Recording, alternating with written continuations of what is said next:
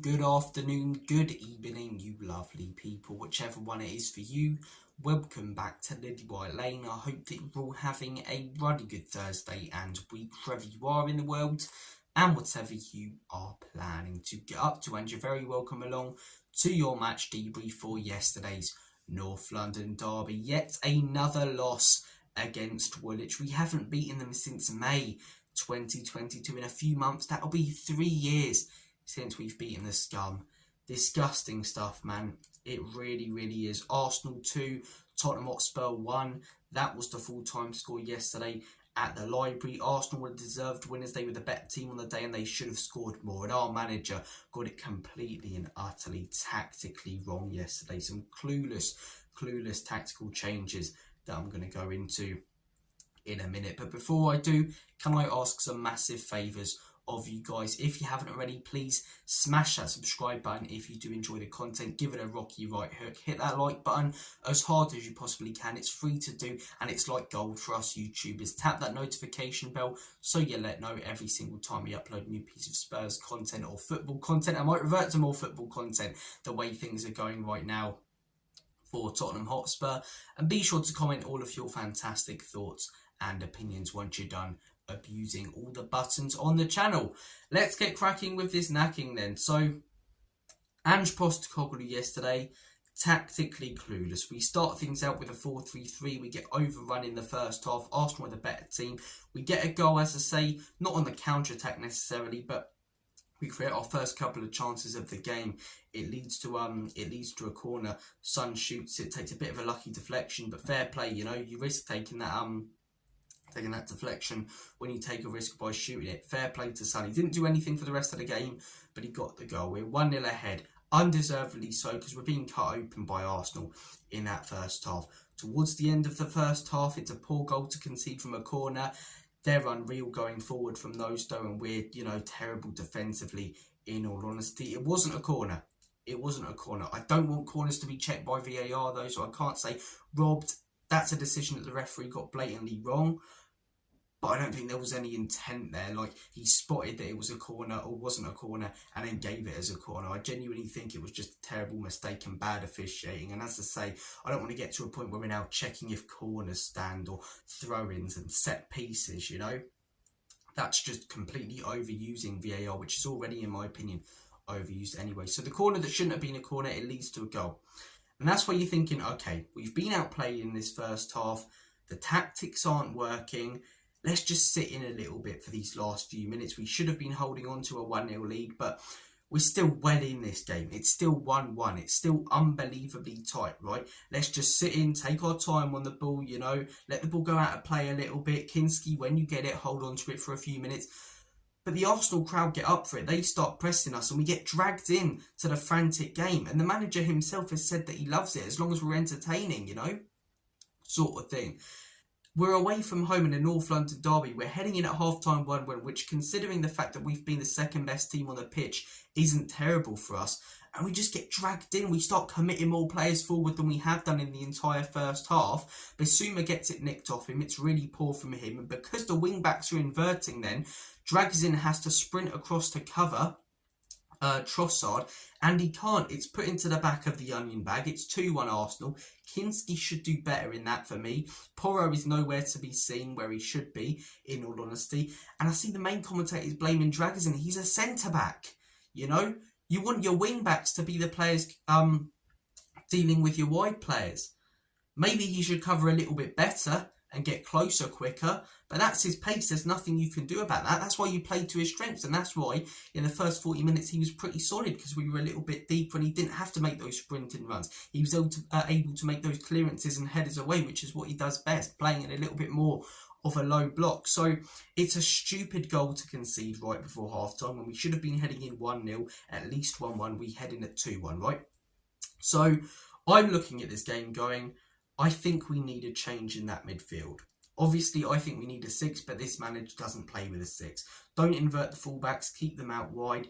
And I think we ought to bring on Maddison, maybe switch to a 4-5-1, get that midfield solidity, create chances in the wide areas, because at the minute they're cutting through us.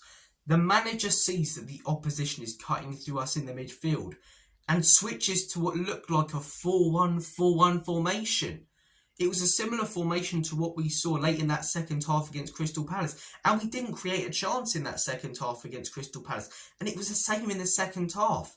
The manager said after he thought the second half was better, it was far worse. And if Arsenal took their chances when we constantly tried to play out with the fullbacks in midfield so they were winning it in wide areas, the likes of Sterling was a better finisher. They had someone instead of Havertz and a killer up top. They could have scored 5 in that second half.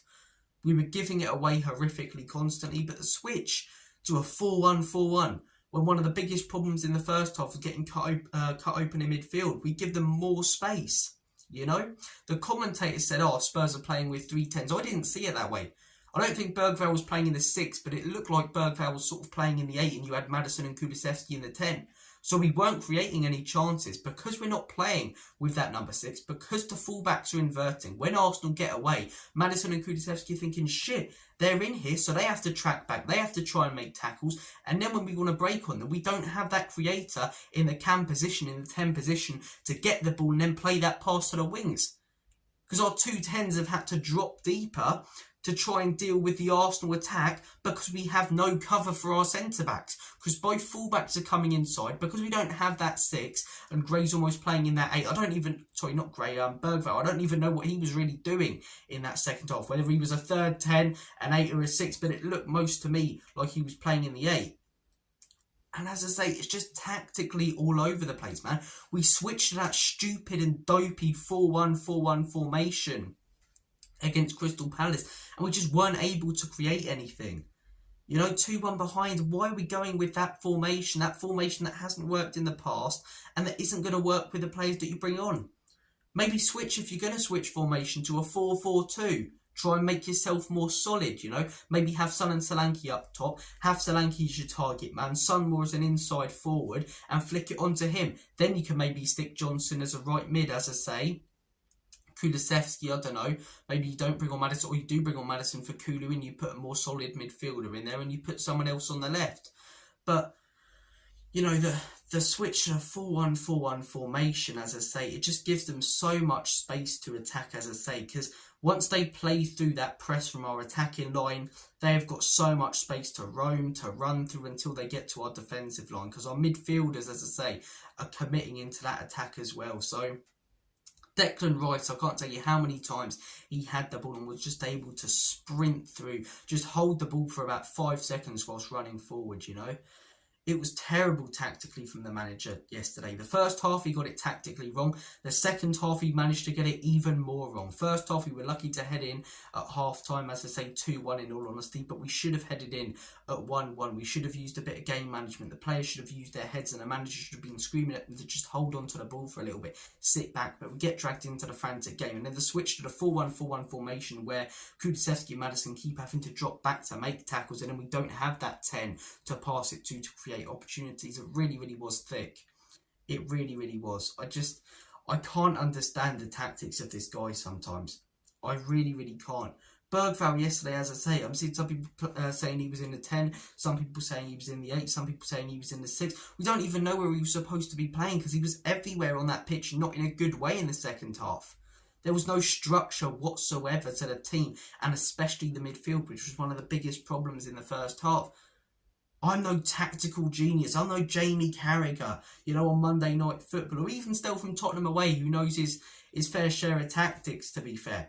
But this is basic level stuff that you can see, man.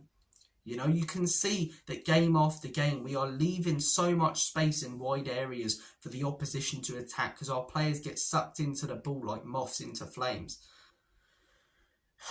You can see the same problems repeating themselves. And what makes it even more frustrating is this guy occasionally gets it tactically right, Postecoglou. Liverpool, Manchester City, you know. Man United. Well, to be fair, they were just crap in that game. We played, you know, with the inverted fullback crap and everything, but they were just horrendous, went down to 10 men. We were really good. That's one of the odd occasions where that system with the fullbacks, you know, inverted, the high line, actually clicked for us. But the Villa game, these games where he's got it bang on, we've sat in a little bit more and we've played to our players' strengths. The wing-backs have been a little bit more wide, you know. You're looking at our most recent win against Liverpool. One of the big factors, the big reasons why we won that game, in my opinion, was because Porro was constantly in wide areas, putting in crosses, making himself an option. Yesterday, he's always on the inside, and then when he's receiving the ball, he's trying to play it, as I say, to a midfielder to then put in a cross. And it's just, honestly, man, it was so horrific tactically from us. Obviously, certain players should have performed better, but Arsenal felt like they were in a North London derby. Arteta, the celebration after, felt like he'd won a North London derby. For Ange, it just came across like he'd lost another game. And he said this sort of thing earlier this season, when it comes to the North London derby, that why would I want my players to, be any different? I'd hate to think that they'd approach this game any different to others. You think that he'd understand rivalry and passion like that, managing a club like Celtic? Because it just felt, as I say, like we'd lost to a Newcastle, to that manager and to those players after. Where's the anger that we've lost a North London derby? Honestly, man, 5 points out of a possible 27 since that Manchester City game. Man United play Southampton tonight. They win, we go 14th. We drop points against Everton on the weekend. Crystal Palace win, they go 15th. Few teams in a relegation battle win. We're 4 or 5 points off relegation. We are genuinely sleepwalking into a relegation battle. We are 11 points off Europe. And people say, oh, but he might win us a trophy. He bloody better. Because this is the worst league form we've had since the 90s. And this guy, for some reason, is getting criticised far less than other managers. Because the neutral fan, the pundit on Sky, will talk about how entertaining they are. And Spurs fans will latch on to that. The opposition fans are entertained because whilst they're watching us score 2 or 3 sometimes, they're watching us concede 5 or 6. They're watching us lose games constantly. And it's funny. Obviously, when we win occasionally, it's entertaining for them as well. But they're constantly watching us lose and give everyone an entertaining game. That's why they constantly put us on TV. But it feels like so many Spurs fans have latched onto that tag of we're entertaining as a reason to be behind this guy. We're losing game after game after game. That Liverpool game wasn't a sign of things to come. The Man City game wasn't a sign of things to come. They were anomalies. Because they're not the constant. They're not the consistent results we're seeing. They're once every couple of months. The consistent results we're seeing are the 2-1s against Ipswich, the result yesterday against Arsenal, the 2-1 against Newcastle, the 2-2 against Wolves, the 1-0 against Forest, The other loss to Newcastle earlier in the season, the draw to Leicester, the loss to Ipswich, the loss to Palace. These are the consistent results we're getting.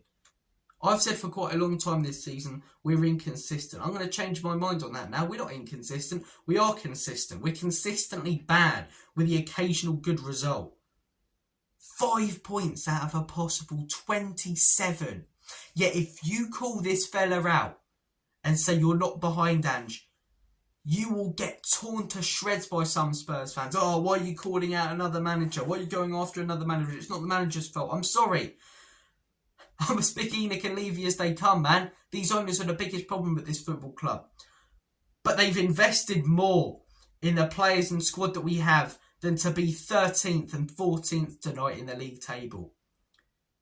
We have better players than Brentford, better players than Bournemouth. We have better players than Brighton. But these teams, these sides, West Ham even, are above us because they're being better managed. Because their managers are playing to their players' strengths. Our players are constantly out of position. You've got Archie Gray, a natural 6 and right back, playing centre-back game after game. And you know the minute we get players back from injury, when this manager's waffling on about how well he's playing, he'll be nowhere to be seen. Nowhere to be seen, where he's earned his place in that team, but in a position that he deserves to start in. When we get players back, I don't want to see Gray just sat on the bench. I want to see him given a chance in his best position. You've proven yourself out of position, kid. Well done to you. It's been an unbelievably tough job. Now play in the 6, because that's where you're best. That's where you're best. Even right back. That's where he played a lot for Leeds. You've got Porro, Udogie, naturally wide wing backs. And they're playing inverted like midfielders. You've got Son, an inside forward, who under Conte and Jose was brilliant when the ball was getting flicked onto him. And he was clinical and finished his chances. You've got him playing as wide as they come at the minute, hugging the touchline. You've got Dominic Solanke doing a bit of both, being the target man up top, but also dropping deep. And this is the problem. When you want him to constantly drop deep and do all that hard work in games, he's not the target man. So then you're putting crosses into nobody. But when he's the target man, you've not got that guy dropping deep. And then it gives us less, as I say, pressure in the midfield because we're not playing with a 6. And we're even easier to play through. In the summer, I constantly went on about it. Why on earth does this fella not play with a 6?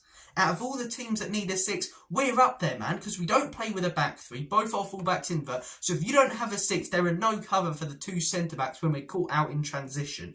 Stupid, inept tactics, man. These are basic level things that you're taught as a kid. Basic level things that you learn as a kid. I like to think I know more tactically than him. Playing a game of Football Manager. Honestly, man. The same problems constantly with the occasional great result is meant to excite us all. Fair enough if you're behind Ange, right? Fair enough to anyone who is. I'm not going to judge anyone or have a go at you or say you're part of the Ange cult because I'm not one of them people. Everyone's entitled to their own opinion. But what I hate is some of this guy's biggest backers will call anyone who goes against him toxic and negative. And these same people are calling out Conte and Jose and saying the football was boring, you know, it's not good enough. Conte left us in 4th. He wanted players like Bastoni, he got Longley. Jose, as I say, left us competing for Europe. He wanted players, as I say, like Skriniar, he got Rodon. Both were completely and utterly let down by the owners, and both, as I say, whilst their football might not have been as entertaining on the eye, even for the neutral, they picked up results and they kept us competing. They got the best out of what they had. This manager has better squads than those 2 players, has better depth than those 2 players, but does not know how to use them. We're constantly getting injuries because we're constantly playing high-paced football. We're the quickest team in the league when it comes to playing out from the back. And as I say, we've got better players than a lot of the teams above us, half of them at least. But this manager is not playing to our player strengths. He's not getting the best out of them. You know, as I say, other managers wanted certain players. They got different ones. Ange wanted Maddison. Ange wanted Van der Ven. He got Van der Ven. He's been backed more than those last 2 managers. Do I still think the owners are the biggest problem? Because you can see this guy failing and then you're facilitating it and keeping on with something that's falling apart. Yes. But I cannot blame the owners anywhere near as much as I did when it comes to Conte and Jose. Because they got the best out of their shit squads. This guy has a better team, a better squad than those managers. He's just so tactically inept. So tactically inept, man. The 4-1-4-1 formation in the second half. Crazy stuff, man. Switch to a 4-5-1. Solid in the midfield. Catch them out in wide areas. Flood the midfield, man. I think that's what most people surely were saying at half time. That's what me and my dad were saying watching it. Switch to the 4-5-1. Obviously, we're not going to switch to a 5-4-1 or, you know, a 3-4-3 like I'd love us to, because I really think playing a back 3 would play to our strengths. Maybe not so much now with the injuries that we've got because of this manager in defence. But honestly, man, it's just, yeah, all the wrong tactical choices at the wrong times, man. You're being cut open in midfield and you make it even easier for them to cut us open in the second half and leave even more space in between defence and midfield. I feel for players, man. I do feel for some of these players. Some of them, they need to be better, but someone like a Pedro Porro constantly getting blamed for goals because he's not in the right position. It's not his fault that he's being told to invert, and then when we're caught out, he can't sprint back like Mickey van der Ven and doesn't have that pace to. That's why you play to his strengths and play him in a wide area, and when we have, like in that Liverpool game, he's turned out brilliant. Honestly, man. Dominic Solanke, what more can he do? What more can he do? James Maddison, constantly dropped by this guy, and then when brought in, you've got to deal with that formation switch to a 4-1-4-1, so we don't even get the ball because he's having to track back because we haven't got that 6. It's crazy stuff, man. It really, really is crazy, crazy football tactics. Look, I hate saying it, credit to Arsenal. People are saying they were fantastic yesterday. I don't even think they were that great, if I'm 100% honest. I think we gave them a lot of opportunities and they should have won the game by more. But Arteta adapted parts of the game. We didn't, as I say. And Gabriel, what a player he is. You know, when he first joined Arsenal, he was so rash. Last couple of years, he's been getting better and better. Scored that header. It might have been given as an own goal, but I think he should have been him. He's directing it towards goal. But the 2 tackles he made, the one in the first half where it's played into Solanke after that brilliant ball from Spence, who, to be fair, is one of our best players in a minute, and he manages to get it away. And then the other block as well in that second half where he gets it away. You know, some cracking defending on the eye to watch yesterday from Gabriel. But you know what? If he comes into our team, he's nowhere near the player because we're playing on the halfway line. He don't have the pace to track back. Everyone's talking about Milenkovic, top quality defender, but he joins a high, pressing team with a high line. We don't play to his strengths. Doesn't look half the player, man. Doesn't look half the player. Look, I'm going to shoot off, guys. I haven't talked loads about the players because I don't think they were hugely to blame yesterday. I just think most of it was on the tactics. That tactical change of formation at half-time was just one of the most ridiculous things I've seen under this manager, under any manager at Spurs, in all honesty. In any football game that I've watched. The substitution, bringing on Brennan Johnson when you need a goal. Just clueless stuff, man. It really, really is. And then Richarlison late, like he's going to go on and win it. Brilliant. I feel for Maddison getting completely shafted by this guy. Kulusevski, as I say, not his best game yesterday. He deserves criticism more than the manager. Well, no, not more than the manager in general. What I mean is he deserves criticism more for his own performance than the manager does. But other players, we're just not playing to their strengths. We're not getting the most out of them, man. It's so frustrating. And if you criticise this guy, you're told that he's toxic and negative. Okay, I'm toxic and negative for wanting the worst Spurs manager statistically in donkey's years out. Okay, albeit then, I'm toxic and negative. Take care, guys. Have a good one. Come on, you Spurs. Enoch out, Ange out, Alange out. Let it die, let it die. Let it shrivel up and let the club rot, man. No, I'm joking. I want things to turn around. Sacking the man Trent, always the answer. But surely people can get more out of this one. And I'm seeing people say, oh, who's going to get more out of these players than Ange? What, who's going to get more than 14th? Take care, guys. I could go on all day, but yeah, all the best.